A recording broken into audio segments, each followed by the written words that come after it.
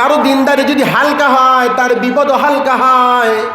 নবী বলেন যখন বান্দার মধ্যে এরকম বিপদ আসে আর সে বিপদগুলো ধৈর্য ধারণ করে মেনে নেয়, এই মেনে নিলে বিপদের কষাঘাতে ধীরে ধীরে তার গুনাহগুলো এমনভাবে মুছতে থাকে, মাফ হতে থাকে।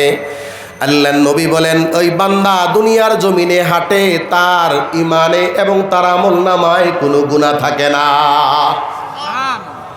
তাহলে বিপদ আমাদের জন্য যখন আসবে আমি ধৈর্য ধারণ করব। ধৈর্য ধারণ করলে এই বিপদটা আমার জন্য জান্নাতের কারণ হবে। অনেক সময় দেখা যায় আমরা দোয়া করি বিপদ উদ্ধার হওয়ার জন্য, দোয়া তো কবুল হয় না, মানে বিপদ উদ্ধার হয় না, এই বিপদটা আমার জন্য কল্যাণকর। একজন সাহাবী যায়েদ বিন আরকাম রাদিয়াল্লাহু আনহু, তিনি বলেন আমার চোখে রোগ হলো।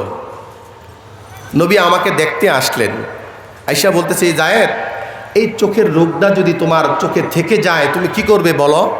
তিনি বললেন ইন্নী আসবিরু ওয়া আহতাসিবু, আমি ধৈর্য ধারণ করব এবং এই রোগের কারণে আল্লাহ তাআলার নিকট সওয়াব আশা করব। তাহলে বোঝা গেল রোগ হলে কি হয়? সওয়াব হয়। রাসূল বলেন তুমি যদি তোমার এই রোগের কারণে তুমি সওয়াবের আশা করতে পারো আর ধৈর্য ধারণ করতে পারো, তাহলে তোমার এই রোগের বদলা সওয়াবটা হলো আল্লাহর জান্নাত।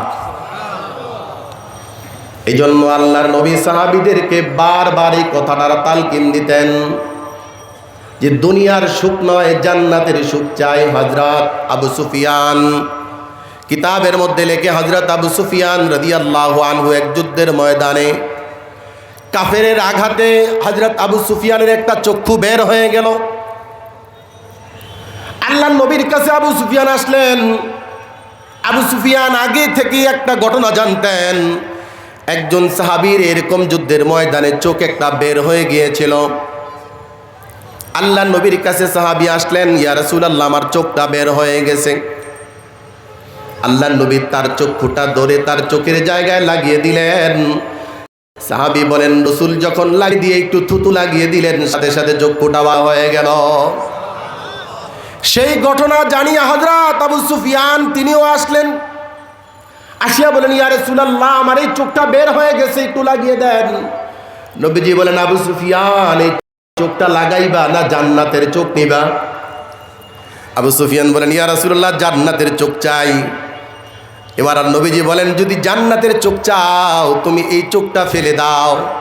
হযরত আবু সুফিয়ান সাথে সাথে পায়ের নিচে চোখটা ফেলে দিয়ে পায়ে পিষ্ট করে ফেলে দিলেন। তো নবীজি কি বুঝাইতে চান? আরেকজন সাহাবী মহিলা সাহাবী আসলেন, আসিয়া বলেন ইয়া রাসূলুল্লাহ আমার মৃগী ব্যারাম আছে, মৃগী রোগ। আমার যখন রোগটা যখন উঠে আমি যখন কাঁপড়াইতে থাকি, তপড়াইতে থাকি, কাঁপতে থাকি, আর আমি যেন গলা কাটা মুরগি যেরকম নাচে অনেক সময় মৃগী রোগের লোকের এরকম নাচতে থাকে আর খিঁচতে থাকে। সাহাবী বলেন ইয়া রাসূলুল্লাহ আমার এরকম উঠে, আমি খিঁচতে খিঁচতে কখন যে উলঙ্গ হয়ে যায় আর বলতে পারি না। ইয়া রাসূলুল্লাহ আপনি একটু দোয়া করেন আল্লাহ যেন আমাকে সুস্থ করে দেয়।